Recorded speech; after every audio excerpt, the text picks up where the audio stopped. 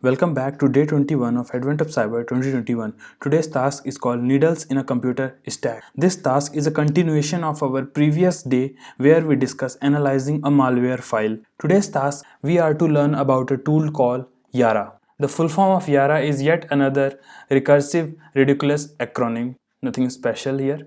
Yara is a multi-platform tool that is used to identify and classify malware based on the custom rules created. These rules are the most important part of Yara. These files are saved with extension .rule. They can be considered sort of like .json file because they are not a programming but has a pattern of writing it. Let's discuss an example rule file. Now this is a rule file where you start writing the rule by rule, the name of your rule. Here we have three sections: meta, strings and condition. Meta section is optional and these two sections are compulsory. In meta section we add additional information about our rule like author name, description and the date of creation. In strings section we define strings as we will define a variable. Say this is a variable which has this value. If we are to give a string value to a variable, we will use double quotations, and if we are to use hex variable, we will use curly braces and in between the hex code. Now the third section is condition.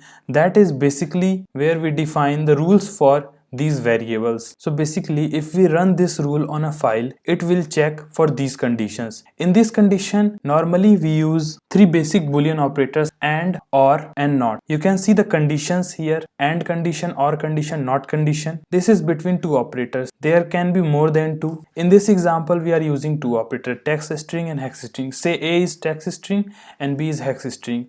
So if A and B both are false, that is the value of text string is not text and hex string is not this, then A and B will be false, A or B will be false, not A will be true. Not is applied to a singular operator. Similarly, there are other conditions, you can look through them. Let's go to our question and try to answer some of them. In the first question, it asks us to write a rule for test file that we previously tested on day 20 to use Yara on it, and then it asks what boolean operator shall we replace the and with in order for the rule to still hit the file. So this is the file they ask us to create. This code is mentioned in our rule right here. I have already copied and pasted it into my text editor of attack box. So their question is, what can I replace this first and with so that even if A is false, the rule is still accepted? So we will use that. So we will use or. Now the second question is, what option is used in Yara command in order to list down the metadata of rules that are to hit a file? First, let's try to use Yara tool on our test file. I have already changed my directory to desktop. You can see after listing, we see our test file. Now let's save this rule.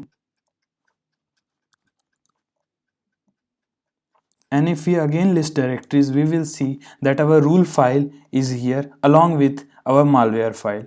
So to use Yara on it, our standard format is Yara, then some options, then the rule file, then the malware file. The option part is not compulsory. So our rule file is app, then our malware file is test file. Let's enter that and we see an output. This means that the rule file has been accepted. If it wasn't, we would have no output or maybe an error. Now in second question, it asked for an option. For that, what we can do is go to help of Yara. So type the command Yara --help. Let's make that big, and it has asked to list down the metadata. We will come to that later on. The next question is, what section contain information about the author of Yara rule? The clear answer is metadata. Submit. The next question is, what option is used to print only rules that did not hit? So if we look through this, we will see that -m is to print metadata and -n is to print only not satisfied rule. So our answer to second question will be -m. Our answer to fourth question will be -n. Let's submit both of them. Now the last question asks what output we will get if we change the rule for $a string to x50 and rerun the command with our option -c. Let's go to our rule file and change this to x50. Initially it was x50. Now we are to change this to x50. We have done that. Let's save it. Now going back to terminal, let's run the previous command with -c and we see an output 0. This basically telling us that none of the conditions were satisfied. So our answer to last question is 0. One more thing, I would like to show you a complex Yara file that is created in Apple operating system version 10 or later.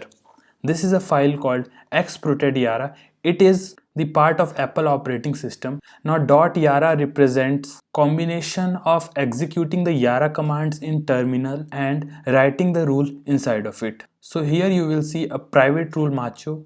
We have not studied this yet, so let's skip that. You can see the second one here, and you see they have the metadata.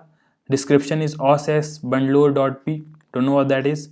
Then they have 4 strings A1, B1, B2, B3 with all the values in hex. Usually in operating system and in most of the applications where Yara is used, they use hex values in strings section. String values are used for simpler application, and in condition you will see they have used complex condition like variable at 0 and all of $b star and file size less than equal to 3000.